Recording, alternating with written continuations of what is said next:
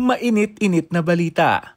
Kagabi nga daw, naispatan itong si Barbie Forteza na kasama si Jameson Blake papunta sa tahanan ng aktor.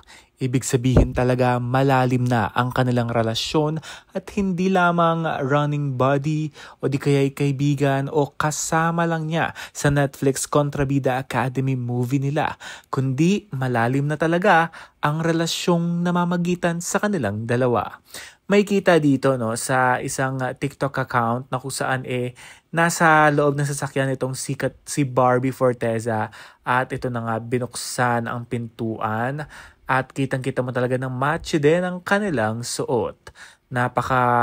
Kumbaga open na talaga sila.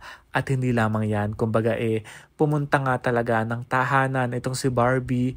If I'm not mistaken, kasama din ang kanyang papa ni Barbie na nandito rin mismo sa tahanan at sa pamilya ito. Mama ni Jameson Blake ito. So, if I'm not mistaken, kumbaga talagang pamilya ito ni Jameson Blake at nasa tahanan nila si Barbie Forteza at ang kanyang daddy. Ayun, 'di ba? So kumbaga talagang malalim-lalim na talaga ang ugnayan ng dalawang ito at parang kung titignan mo talaga, magka-holding hands sila sa GMA Gala, after party, hindi sila mapaghiwalay, dikit na dikit sila.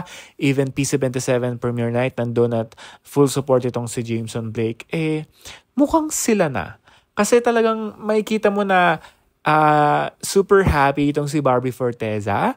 Lalong-lalo na nung parking video nila na talagang parang nasa love story ang dalawang ito, 'di ba? Kasi magkayakap sila, ayun, at ito naman magka-holding hands at dikit na dikit talaga silang dalawa.